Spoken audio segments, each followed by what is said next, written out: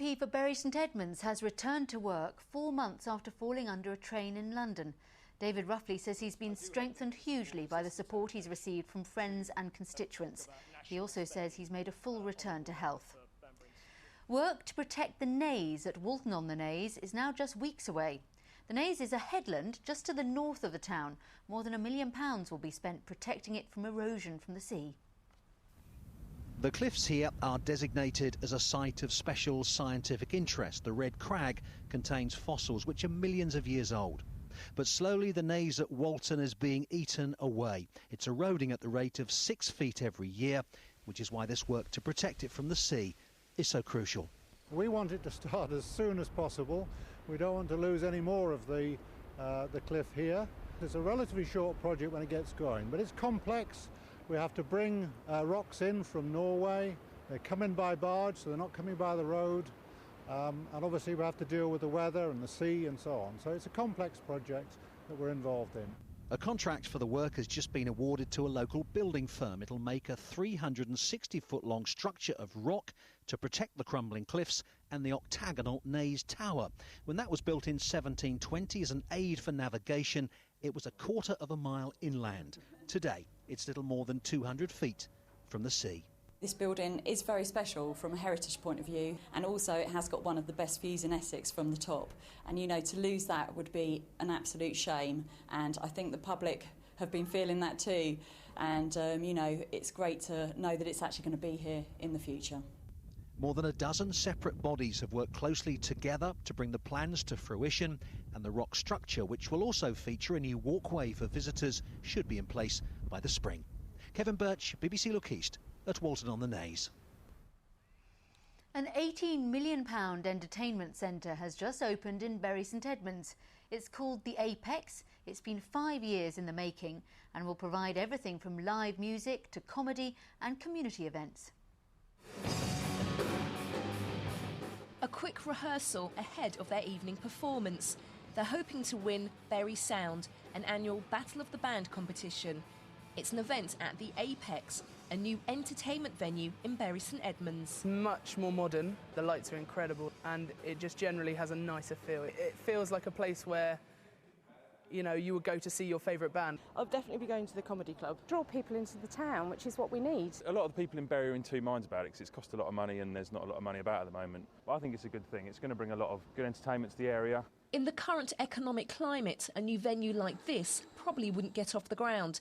It has adjustable floors, an orchestra pit, seating for 500 and state-of-the-art sound and lighting. The complex will play host to events previously held at the town's Corn Exchange. The difference between this and the Corn Exchange is the flexibility. The Corn Exchange was very much a fixed format that we had. Here, we can put a stage in any position we want to, so you can go from catwalks, comedy, dance, whatever. That can all be accommodated in this space. It cost £18 million. £16 million came from the council. After next week's government spending cuts, council budgets will be under pressure. I think there's no question that the spending review will make things tough for us, but on the other hand, we've invested well, we've made great savings, and we're in a very good position. The Apex aims to be the top entertainment venue for the area. It's off to a good start. A full programme of events is booked until the end of December. Dawn Gerber, BBC Look East, Bury St Edmunds.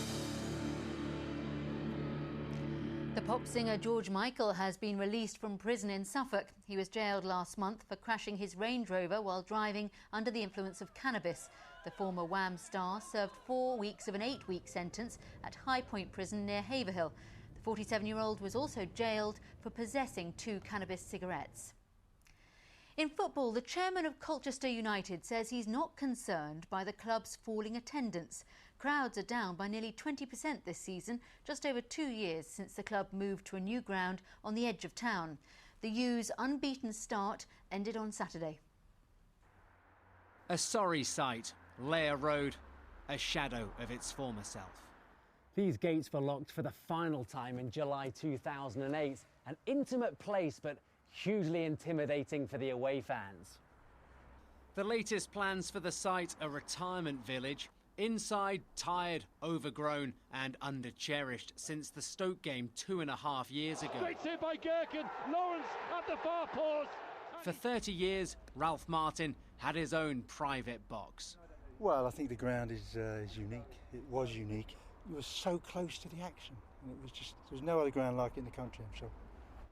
But the club wanted to upgrade to this, a 10,000-seater stadium with corporate facilities. Colchester this year are flying, a record-breaking start, unbeaten in 10, the only side in League One yet to lose a game, and they're playing some scintillating football. But where are the fans? The average attendance has fallen by nearly 20% to just over 4,500, 1,000 down on last year, 500 lower than the year before. Also well down on their final season at Layer Road, but they were in the Championship. Well, there's only one reason, isn't there? Because the cost. Well, I paid £80 for 4 tickets. Good value? Not really. Location, location, location. This ground is difficult to get to. I mean, it's £10 for the car park here, and some people can't afford it. We've given a lot away in the past. That's quite unfair on our season ticket holders. So we're not doing so much of that. There's not the cheap tickets around that the fans are getting, and that's maybe reflected on the number a little bit.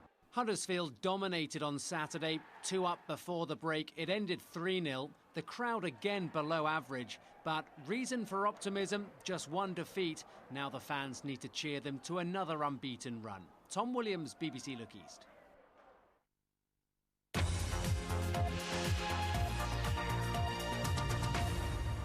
You're watching Look East from the BBC. Transplant Patients in Britain is celebrating 25 years with her new organs. Julie Bennett has been back to Papworth Hospital in Cambridgeshire, where the operation took place. Julie Bennett is now 45. She has 1 or 2 medical problems, but they are as nothing compared to how Julie was 25 years ago. She has cystic fibrosis, and back then, Julie was close to death. I mean, when I was at assessment, I was iffy. You know, I was scared stiff. But by the time you had something to live for, you were given a lifeline. It's amazing what adrenaline can do to keep you going. The man who carried out Julie's heart-lung operation was John Woolwork.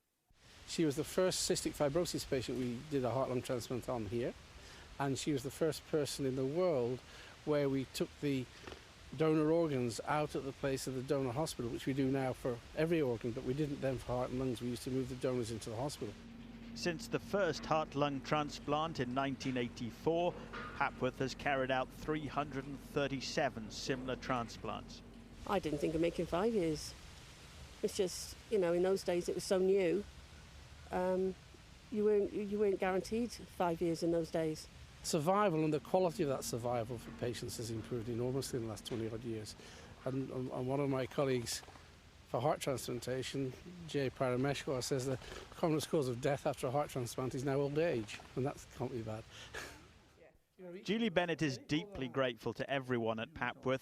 She describes the staff as her second family, and John Woolwork as her hero. Mike Liggins, BBC Look East, Papworth. A lovely good news story there. Julie Bennett with her surgeon John Woolwork. Now it's back to Stuart, who's at